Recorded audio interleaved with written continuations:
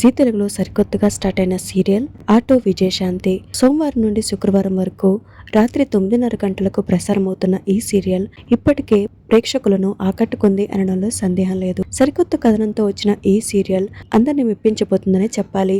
అయితే ఈ సీరియల్ తో మరొక కొత్త హీరోయిన్ మన తెలుగు బుల్లితెరకు పరిచయం అయ్యారు. ఆ హీరోయిన్ గురించి ఈ వీడియోలో కొన్ని ఆసక్తికరమైన విషయాలు తెలుసుకుందాం.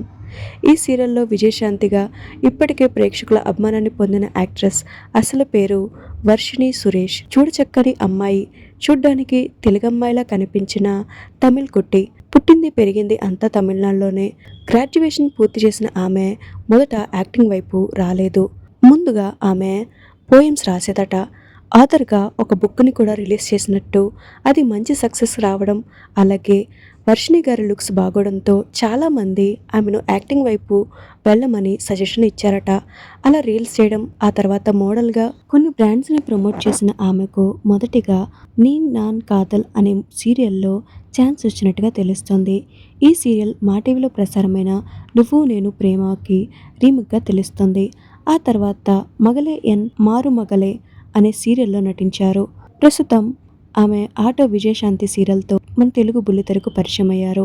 తెలుగులో ఆమెకు ఇది మొదటి సీరియల్. చూడచక్కని అమ్మాయి. మరి ఈ ముద్దుగుమ్మ మీకెలా అనిపించిందో కింద కామెంట్స్ ద్వారా తెలియజేయండి.